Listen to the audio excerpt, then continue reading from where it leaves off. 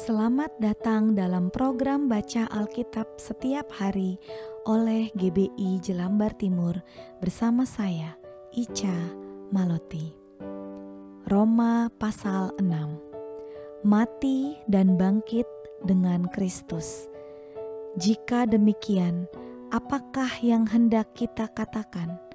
Bolehkah kita bertekun dalam dosa supaya semakin bertambah kasih karunia itu? Sekali-kali tidak.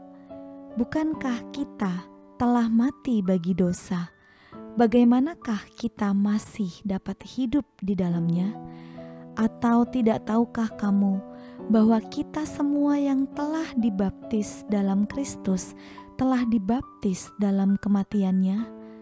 Dengan demikian, kita telah dikuburkan bersama-sama dengan Dia oleh baptisan dalam kematian, supaya sama seperti Kristus telah dibangkitkan dari antara orang mati oleh kemuliaan Bapa, demikian juga kita akan hidup dalam hidup yang baru. Sebab jika kita telah menjadi satu dengan apa yang sama dengan kematiannya, kita juga akan menjadi satu dengan apa yang sama dengan kebangkitannya. Karena kita tahu bahwa manusia lama kita telah turut disalibkan, supaya tubuh dosa kita hilang kuasanya, agar jangan kita menghambakan diri lagi kepada dosa. Sebab siapa yang telah mati, ia telah bebas dari dosa. Jadi, jika kita telah mati dengan Kristus, kita percaya bahwa kita akan hidup juga dengan Dia. Karena kita tahu bahwa Kristus sesudah Ia bangkit dari antara orang mati, tidak mati lagi. Maut tidak berkuasa lagi atas Dia, sebab kematiannya adalah kematian terhadap dosa satu kali dan untuk selama-lamanya, dan kehidupannya adalah kehidupan bagi Allah. Demikianlah hendaknya kamu memandangnya, bahwa kamu telah mati bagi dosa, tetapi kamu hidup bagi Allah dalam Kristus Yesus.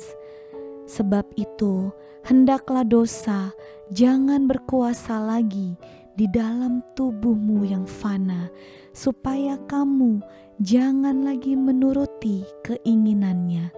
Dan janganlah kamu menyerahkan anggota-anggota tubuhmu kepada dosa untuk dipakai sebagai senjata kelaliman, tetapi serahkanlah dirimu kepada Allah sebagai orang-orang yang dahulu mati, tetapi yang sekarang hidup. Dan serahkanlah anggota-anggota tubuhmu kepada Allah untuk menjadi senjata-senjata kebenaran.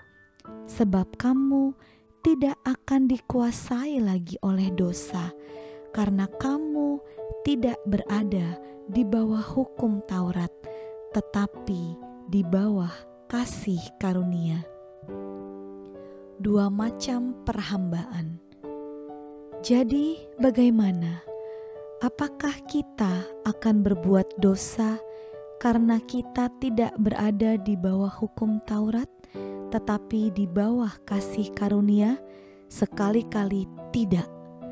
Apakah kamu tidak tahu bahwa apabila kamu menyerahkan dirimu kepada seseorang sebagai hamba untuk mentaatinya, kamu adalah hamba orang itu yang harus kamu taati, baik dalam dosa yang memimpin kamu kepada kematian, maupun dalam ketaatan yang memimpin kamu kepada kebenaran.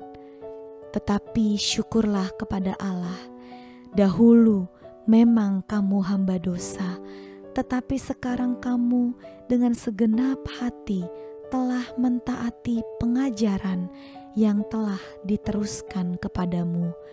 Kamu telah dimerdekakan dari dosa dan menjadi hamba kebenaran. Aku mengatakan hal ini secara manusia karena kelemahan kamu, sebab sama seperti kamu telah menyerahkan anggota-anggota tubuhmu menjadi hamba kecemaran dan kedurhakaan yang membawa kamu kepada kedurhakaan, demikian hal kamu sekarang harus menyerahkan anggota-anggota tubuhmu menjadi hamba kebenaran yang membawa kamu kepada pengudusan. Sebab waktu kamu hamba dosa, kamu bebas dari kebenaran. Dan buah apakah yang kamu petik daripadanya? Semuanya itu menyebabkan kamu merasa malu sekarang, karena kesudahan semuanya itu ialah kematian. Tetapi sekarang, setelah kamu dimerdekakan dari dosa dan setelah kamu menjadi hamba Allah, kamu beroleh buah yang membawa kamu kepada pengudusan, dan sebagai kesudahannya ialah hidup yang kekal. Sebab upah dosa ialah maut, tetapi karunia Allah ialah hidup yang kekal dalam Kristus Yesus Tuhan kita. Tuhan Yesus, sungguh kami bangga menjadi anak-anak-Mu yang telah ditebus, yang telah dibenarkan. Tuntun kami Tuhan, untuk kami terus berjalan sesuai dengan rencana kehendak Tuhan. Terima kasih atas karunia-Mu. Kami berdoa hanya di dalam nama Yesus. Haleluya. Amin.